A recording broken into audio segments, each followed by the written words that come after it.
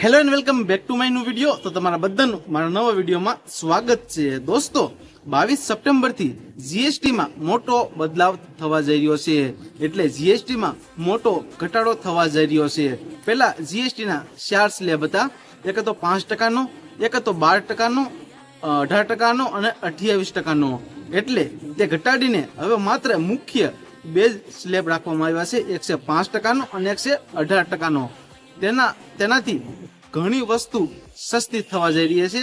તો આજના વિડીયોમાં હું તમને એની સંપૂર્ણ માહિતી આપીશ કે કઈ વસ્તુ સસ્તી થઈ છે અને અમુક વસ્તુ મોંઘી પણ થઈ છે, જેમાં ટેક્સ વધારવામાં પણ આવ્યો છે, અને અમુક વસ્તુ છે જેમાં ટેક્સ એકદમ ઝીરો પણ કરવામાં આવ્યો છે। તો આજના વિડીયોમાં હું તમને એની સંપૂર્ણ માહિતી આપીશ કે કઈ વસ્તુમાં ટેક્સ ઘટ્યો છે અને કઈ વસ્તુમાં ટેક્સ વધ્યો છે। તો વિડીયોને એન્ડ સુધી જોજો। ચેનલ પર નવા હોય તો ચેનલને સબસ્ક્રાઇબ કરી નાખજો। તો ચલો મિત્રો, આજનો વિડીયો શરૂ કરીએ। તો સૌથી પહેલા આપણે વાત કરીએ ડેલી વપરાશની, જે આપણે ડેલીનો ઉપયોગ કરીએ છીએ જે વસ્તુનો, જેમ કે હેર ઓઇલ છે, શેમ્પુ છે, એમાં ટૂથબ્રશ છે, પછી ટૂથબ્રશ છે, સાબુ છે, એમાં પણ ઘટાડો થયો છે। તેમાં પહેલા 18% જીએસટી લાગતું હતું, તે ઘટાડીને હવે માત્ર 5% જીએસટી લાગશે।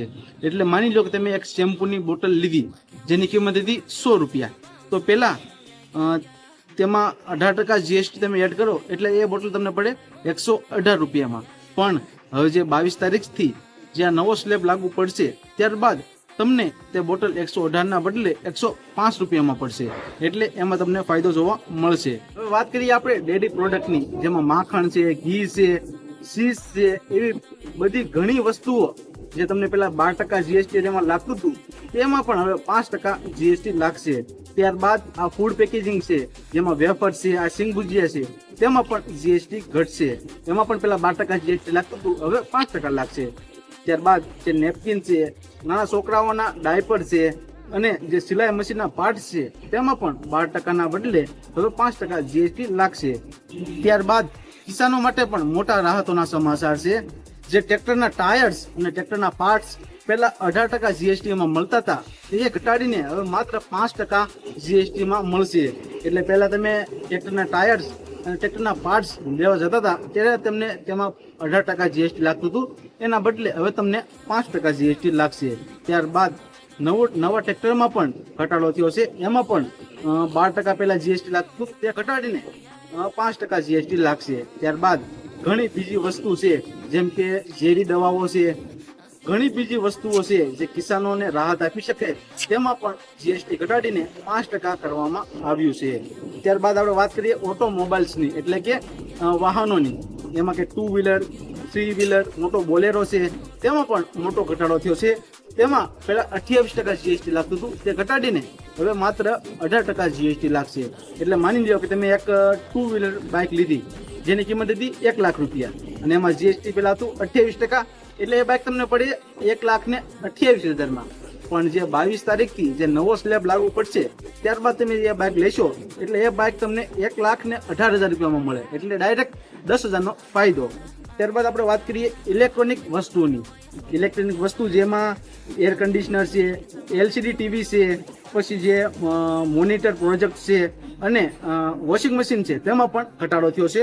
તેમાં પહેલા આપણે 28% જીએસટી લાગતું હતું, તે ઘટીને હવે એમાં પણ 18% જીએસટી લાગશે। હવે માની લો કે તમે 32 ઇંચનું ટીવી લીધું 20,000માં, જેમાં જીએસટી લાગ્યું 28%, એટલે એ ટીવી તમને પડ્યું 22,800માં। પણ જે 22 તારીખથી જે નવો સ્લેબ લાગુ પડશે, ત્યારબાદ તમને એ જ ટીવી મળશે 21,800માં, એટલે એમાં તમને 1,500નો ફાયદો જોવા મળશે।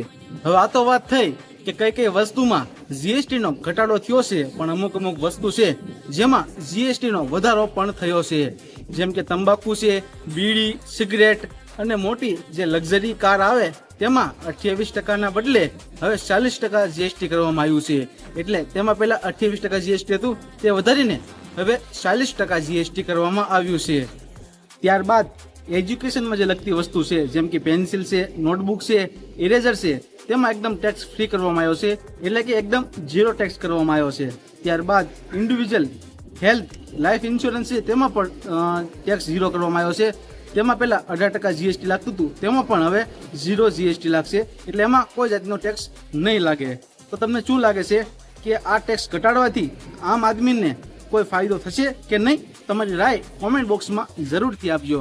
બાકી આજનો વિડીયો તમને પસંદ આવ્યો હોય તો વિડીયોને એક લાઈક કરી દેજો અને આવા જ નવા વિડીયો જોવા માટે મારી ચેનલને સબસ્ક્રાઇબ કરી દેજો. મળીએ આવા જ નવા વિડીયોમાં. જય હિન્દ, વંદે માતરમ.